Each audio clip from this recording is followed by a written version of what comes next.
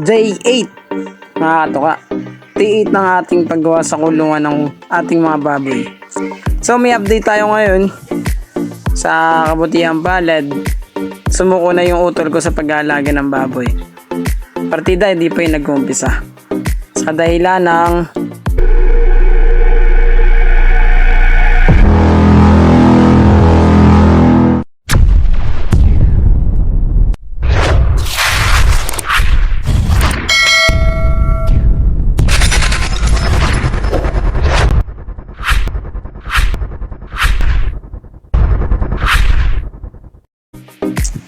ikakasal kasi ngayong darating na January yung kapatid ko.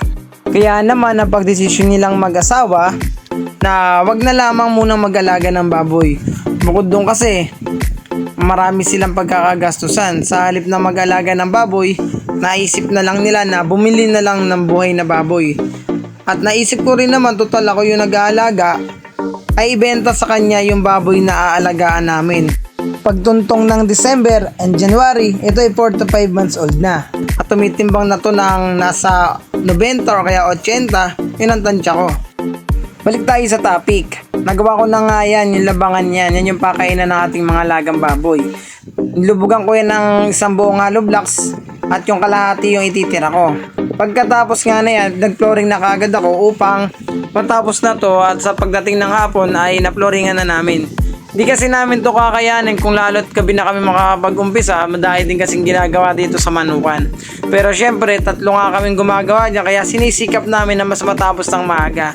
Dahil yung mga alaga natin baboy ay pilit at pilit pa rin nakakawala sa kanilang kinukulungan.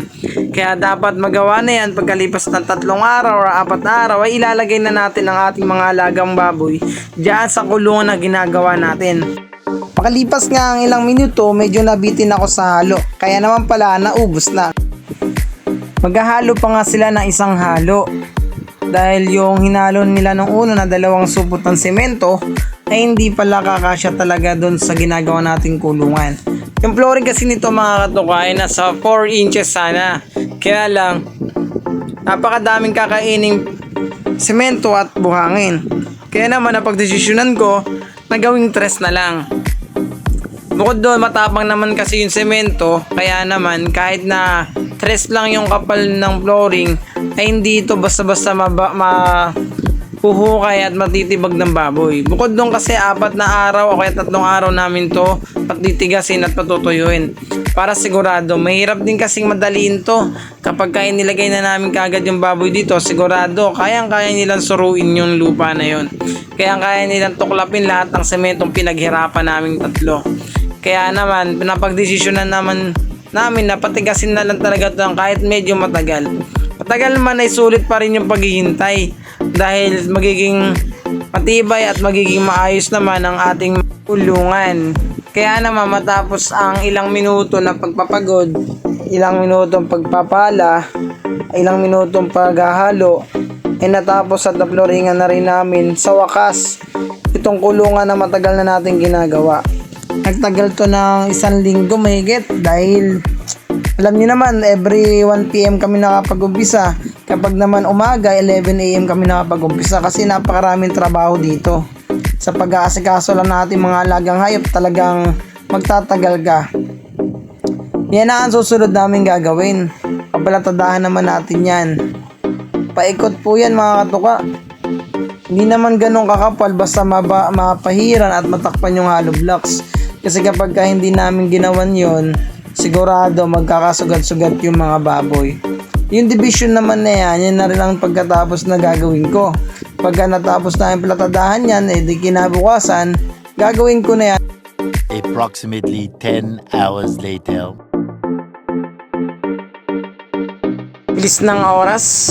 Kanina lang, day 8 tayo, pero ngayon nasa day 9 na kagad tayo. Kailangan namin talaga magtulungan ngayon dahil medyo matagal yung trabaho. Tanghali na din. Ngayon pa lang kami magbibistay.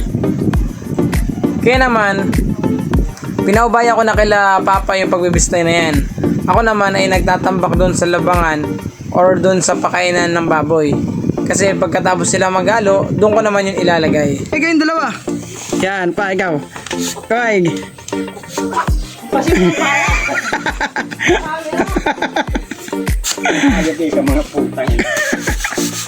Sabay, isa pa.